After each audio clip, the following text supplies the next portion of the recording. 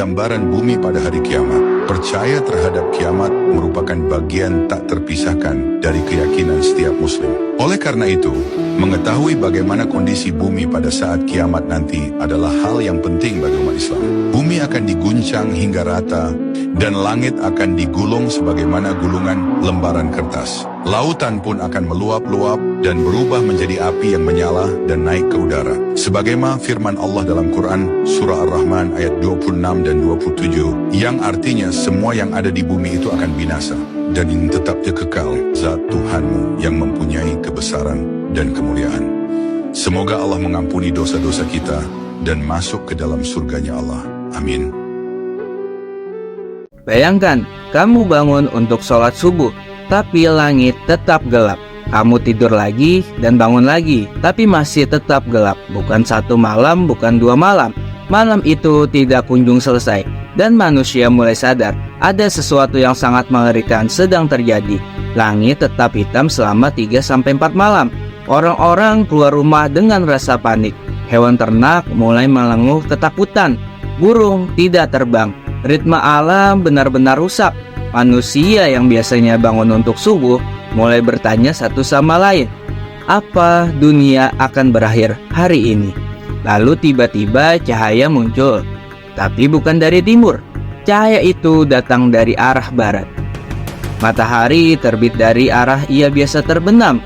Di saat yang sama, sesuatu yang jauh lebih menyedihkan terjadi. Orang-orang membuka mushaf Al-Quran di rumah mereka, dan tidak ada satu ayat pun yang tersisa. Yang tersisa hanyalah lembaran putih kosong.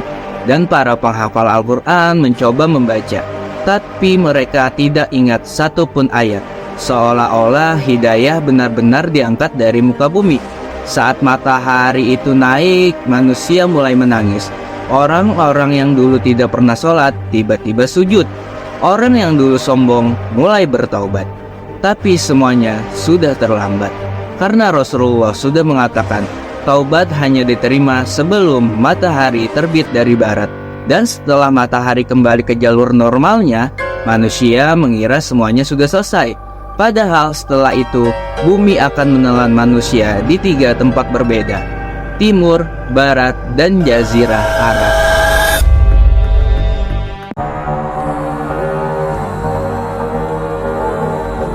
Ketika hari kiamat telah tiba, seluruh manusia dibangkitkan kembali dari kuburnya dengan wajah dan keadaan yang berbeda-beda. Semua itu tergantung dengan amal perbuatan yang mereka lakukan selama hidup di dunia. Inilah 10 gambaran wajah para pendosa di padang mahsyar. Yang pertama, wajahnya seperti monyet. Mereka orang-orang yang semasa hidupnya gemar menyebarkan fitnah dan adu domba di antara sesama manusia. Yang kedua, wajahnya seperti babi. Merekalah orang-orang yang suka memakan harta haram dan merampas hak orang lain tanpa rasa bersalah. Seperti contohnya para koruptor yang mengambil uang rakyat. Yang ketiga, tubuh mereka terbalik, kakinya di atas dan kepala di bawah. Mereka adalah kaum pemakan riba yang tidak takut pada larangan Allah. Yang keempat, dalam keadaan buta. Mereka adalah orang-orang yang berlaku zalim atau bertindak sewenang-wenang ketika memegang kekuasaan dan jabatan. Yang kelima, bisu dan tuli serta hilang akalnya. Mereka adalah orang-orang yang merasa bangga dan sombong dengan amalannya sendiri. Yang keenam, mereka mengunyah lidahnya sendiri. Lidah itu menjulur hingga ke dada, dan dari mulutnya keluar nanah berbau busuk yang menjijikkan. Mereka adalah para ulama dan hakim yang ucapannya tidak sesuai dengan perbuatannya. Yang ketujuh, mereka disalib di atas palang-palang api. Mereka adalah orang-orang yang gemar memfitnah dan mengadu orang lain kepada para penguasa. Yang kedelapan, tangan dan kaki terpotong. Mereka adalah orang-orang yang semasa hidup sering menyakiti dan mengganggu tetangganya. Yang kesembilan, tubuh mereka berbau sangat busuk, bahkan lebih busuk dari bangkai. Mereka adalah orang-orang yang selalu menuruti hawa nafsu, tenggelam dalam dosa syahwat, dan enggan menunaikan hak Allah dari harta yang dimilikinya. Dan yang kesepuluh, mereka yang mengenakan pakaian panjang dari timah yang meleleh. Mereka adalah orang-orang yang takabur, suka bermegah-megahan, dan memuji diri sendiri, dan menganggap orang lain lebih rendah daripada dirinya.